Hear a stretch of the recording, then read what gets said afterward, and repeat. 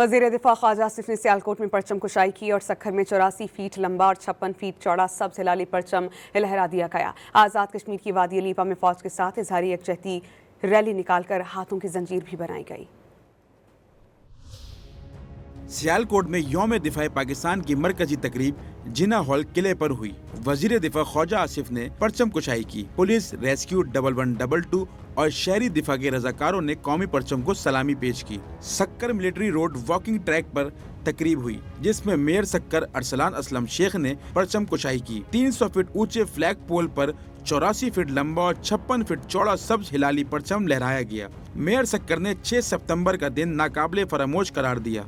भावल नगर में यौम दिफा के मौके पर तलबा ने शोहदाए वतन को खराज अकीदत पेश करने के लिए मिली नगमों पर खूबसूरत टैबलो पेश किए। वादी अलीपा आज़ाद कश्मीर में यौम दिफा पाकिस्तान के मौके पर हुर्रियत कॉन्फ्रेंस की जानिब से पाक फौज के साथ इजहार यकजहती किया गया। यादगार शोहदा पर हाजिरी देकर फूल चढ़ाए गए और रैली निकाली गई। रैली में शुरका की जानिब से हाथों की जंजीरें बनाई। शुरका ने पाकिस्तान और पाक फौज जिंदाबाद के नारे लगाए।